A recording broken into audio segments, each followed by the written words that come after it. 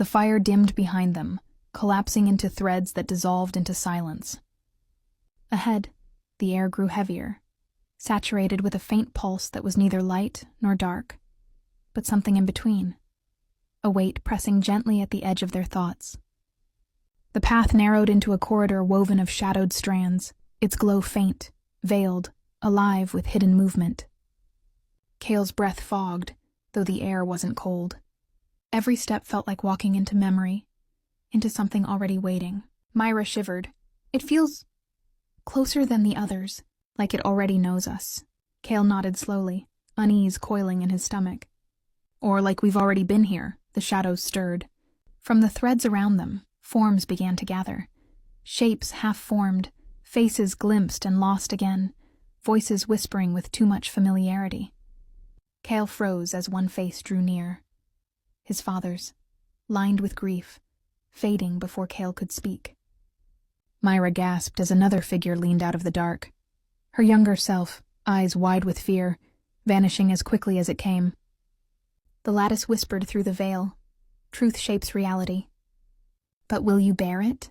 The corridor split open into a chamber woven entirely of shadow light. In the center hung a vast mirror of obsidian, suspended in threads like a heart in a web. Its surface was not still. It writhed with shifting scenes, fractured visions of what they had hidden, denied, or fled from. Cale's knees weakened. He saw himself walking away from chances he might have taken, turning his back on faces he had loved. Words he had never spoken aloud echoed, accusatory through the chamber. Beside him, Myra's breath hitched.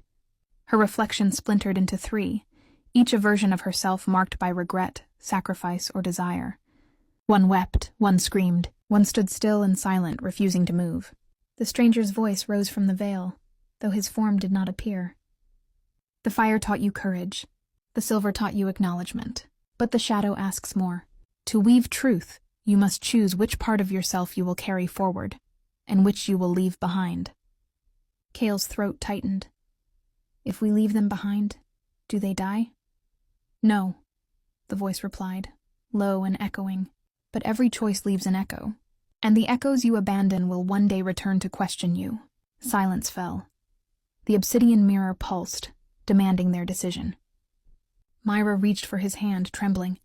If we choose wrong, there is no wrong, the lattice whispered. Only consequence. Cale closed his eyes, heart pounding. The chamber of shadows quivered, waiting for them to decide which truths to claim and which to sacrifice, as the path deeper into the dreaming unfurled before them. The obsidian mirror swelled, rippling like black water. Cale's reflection fractured again, each shard staring back with unbearable clarity. His father's silence, the weight of every hesitation, the ache of words swallowed and never spoken. Beside him, Myra's reflections trembled, each holding out a hand as if begging her to decide. The weeping child, the furious woman, the still, cold shadow. The lattice throbbed with a voice both near and infinite.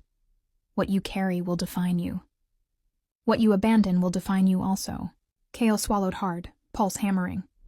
It's asking us to cut ourselves apart, Myra whispered, eyes fixed on the mirror. To choose which truths we accept, and which we leave behind. Cale reached toward the glass, hand hovering inches above its shifting surface. The reflection that met him was not cruel, not accusing. It was tired. It was him, burdened by doubts he had long tried to ignore. A memory surfaced, a chance he hadn't taken, watching someone walk away because he was too afraid to speak. His chest clenched. The part of himself that had always flinched, always waited, pressed against him. Trembling, he whispered, I can't carry all of me forward, but I won't abandon him either. He pressed his palm flat. The mirror rippled. His reflection smiled faintly, not with joy, but relief, before dissolving into threads of shadow that wove into his chest. A warmth spread through him, sharp and aching, yet whole. Myra's turn.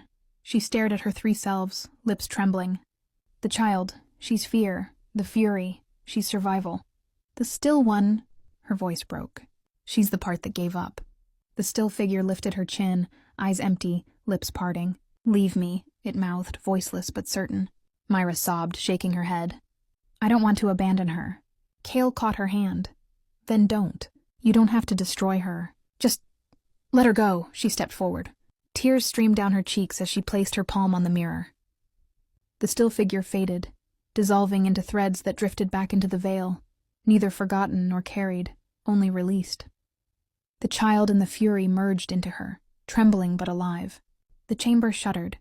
The mirror splintered into dust, dissolving into the lattice. Shadows recoiled, retreating into the web, until only the golden path remained, brighter than before. Kale's chest ached, but his voice was steady. It's done. Myra wiped her eyes, pale but fierce. Not done, changed. The lattice pulsed once more, a heartbeat of approval. Every echo leaves a mark. Every choice shapes the weave. Walk forward and carry what is yours. They stepped together onto the renewed path, knowing the shadows they had chosen, and those they had left, would follow them in ways yet unseen. The golden lattice carried them onward, widening into a vast arch of woven light. Beyond it, the dreaming reassembled itself into walls of stone that rose and folded like an endless maze. Corridors stretched in every direction, their angles impossible, some slanting upward, others spiraling downward, still others dissolving into the sky. The air smelled of dust and iron. Each turn of the labyrinth seemed alive, the walls breathing faintly as though the stone itself were watching. Kel ran a hand along the nearest wall. It pulsed once beneath his fingers, a heartbeat of recognition. He pulled back sharply. It knows we're here. Myra tilted her head, eyes narrowing. No, it knows who we are. Look. Symbols etched themselves into the stone as she spoke, glowing faintly. Kale's jagged sigil of hesitation. Myra's burning spiral of anger. The labyrinth was rewriting itself with their choices, corridors opening and closing depending on the shadows they still carried. At the first junction, two paths unfurled. One sloped upward, walls gleaming with faint silver light that seemed to beckon Kale. The other plunged downward into heat and smoke, whispers curling like serpents around Myra's ankles. Kale's throat tightened, it splitting us. The labyrinth pulsed with a low, resonant groan, as though confirming his fear. Myra clenched her fists. That's the challenge. Not whether we can escape, but whether we can do it together. The air thickened. Somewhere deeper in the maze, footsteps echoed. Not theirs. A reminder that they were not alone. Kel forced a steady breath. His choice had been to carry the part of himself that doubted, that held back. The upward path shimmered faintly, waiting, patient, familiar. Myra swallowed. She had released her stillness, yet fury and fear still clung to her like fire. The downward path pulsed, inviting her to embrace them fully, without restraint. Their eyes met at the crossroads. Together, Kale said, voice taut with determination. Together, Myra echoed, though the labyrinth seemed determined to test the promise. The walls shuddered, closing in. Seconds remained, every heartbeat counted. The labyrinth quaked, walls grinding like tectonic plates as light bled from the seams. Dust rained from above, and the ground beneath them fractured into two spiraling ramps, one ascending, one plunging into flame. Myra! Kyle reached out, but the air thickened between them like glass.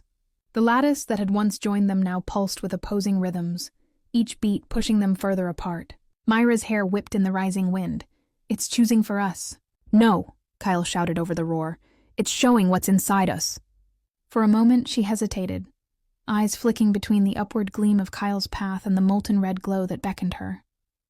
Then came the whisper again, the voice of the dreaming, layered and ancient. To walk as one, you must first know what you walk with. The ground split. Kale stumbled upward as the spiral staircase of light surged beneath his feet. Myra fell backward, caught in a current of heat and shadow. Her hand brushed his for a fraction of a second, warm, trembling, before the labyrinth sealed the gap between them. Silence followed. Two separate heartbeats echoed through the stone. Kyle climbed through corridors of mirrored glass, every surface alive with flickers of his own hesitation. Each reflection showed him pausing, turning back, doubting. The higher he ascended, the heavier his legs became, not from exhaustion, but from the weight of possibilities unchosen. Every few steps the mirrors whispered, you could still leave. You could still be free. He pressed forward, jaw tight. Freedom without purpose wasn't freedom. It was exile. Below, Myra waded through crimson mist.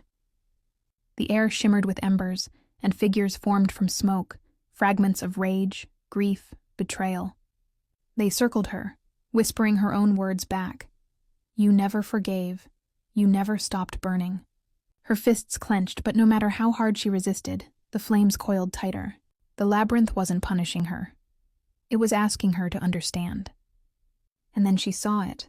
Her anger wasn't a flaw. It was the fire that had kept her alive when everything else had gone dark. The flames softened to gold, parting to reveal a distant glimmer, the same golden pulse that echoed faintly in her chest. Both paths pulsed once, as if remembering each other. Somewhere faintly, their voices overlapped across the stone. Hold on. I'm still here. And the labyrinth, sensing the thread between them, began to change again.